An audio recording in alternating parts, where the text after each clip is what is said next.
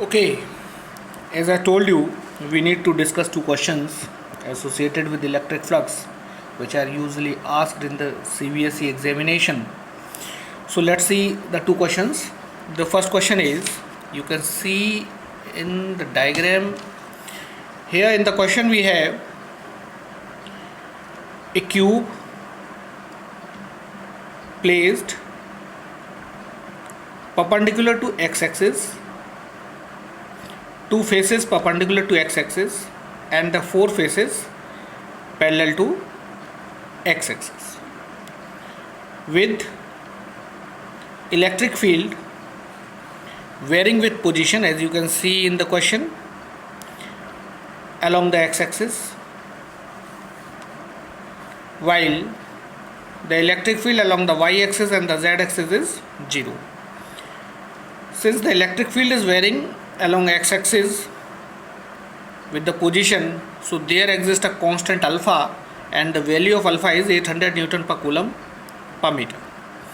We need to calculate, as you can see the question is asking the electric flux, so we need to calculate the electric flux through the cube as well as the charge within the cube. The cube has all the four sides or all the sides same, and the cube has been placed at distance a from the origin, as you can see in the diagram. Let me mention it this way. Okay, now let's see the solution. We need to calculate the entire data by finally using the value a equal to 0.1 meter. So first of all we shall calculate, we shall have the solution in terms of a and then we shall plate the value. Let us see, let's see the solution. I have already solved it to make it clear.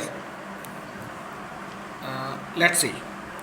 Since electric field along y-axis as well as along z-axis is 0 and it exists only along x-axis, therefore the electric flux through the four faces, which are four faces of cube which are parallel to x-axis, would be 0, while the electric flux will exist only for the leftmost and the rightmost face of cube, which are perpendicular to x-axis.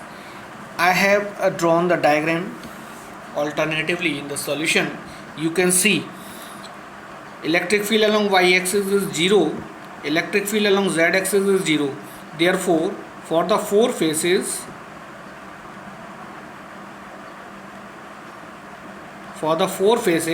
the electric flux would be 0, while the electric flux will exist only for the leftmost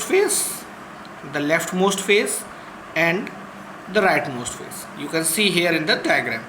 So now for the leftmost face, since the electric field is position dependent as stated in the question, so for the leftmost face, that means this one, the electric field is alpha a to the power half. For the position, since from the question Ex equal to alpha x to the power half, so we have placed a in place of x. So therefore the flux through the leftmost face should be E electric field at the leftmost face dot area vector of leftmost face. We can elaborate it. EL SL cos 180 degree. So let's see why it is 180 degree. Since the electric field is along positive x-axis, as you can see the pointer, electric field is along positive x-axis, while the area vector of the leftmost face is along negative x-axis. Therefore there exists angle of 180 degree between the electric field and the area vector of leftmost face. Okay, So by placing the values for the electric field at leftmost phase, that is alpha a to the power half, and the area, that is a square, and the value of cos 180, that is -1, we can get the electric flux, that is inward flux, and that will be minus alpha a to the power 5 by 2 Newton meter square per coulomb.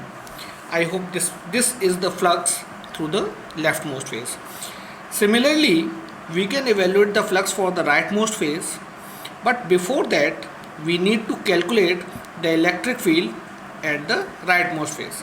Since the electric field is not uniform, that's why we need to calculate separately for the leftmost phase as well as for the rightmost phase. So for the rightmost phase, the electric field is E subscript R equal to alpha 2a to the power half.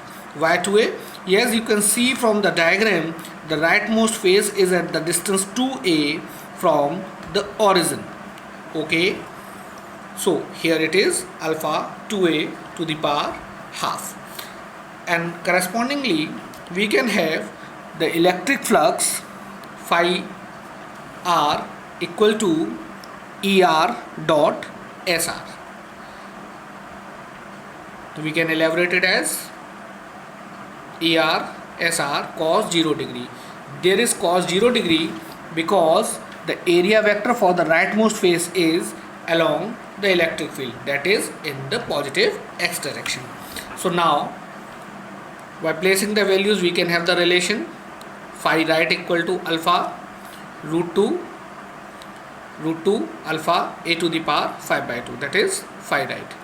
Now total flux through the cube is total flux, since the cube has 6 faces, therefore the total flux through the cube should be phi for the 4 faces as we have stated upward,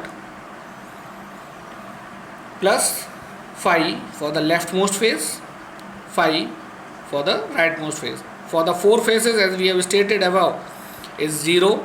For the leftmost face we have placed the values, rightmost face we have to place the values, so we get a relation phi total equal to root 2 minus 1 alpha a to the power 5 by 2 Newton meter square per coulomb.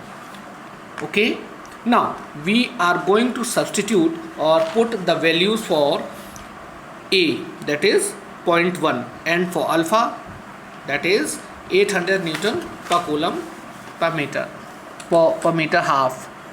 Let's see, here we are putting the values. Here we have placed the values. So phi total equal to root 2 minus 1 into 800.1 to the power 5 by 2. Calculating, as you can see, we have removed the decimal sign and removed 2 zeros. So we have this relation. There is root 0.1. So we have just rationalized it to get root 10 upon 10. As calculated above, we can get the phi total equal to 1.047 Newton meter square per coulomb. So this is the total flux linked with the cube. Now for its second part, that is the charge enclosed by the cube.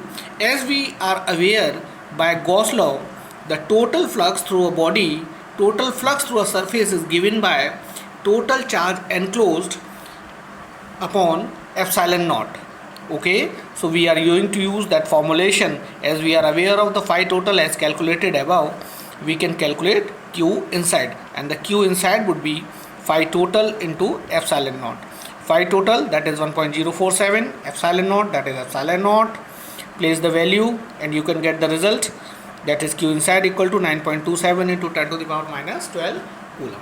That's your answer. I hope it has been clear to you. If you have any query, you can message me. Okay.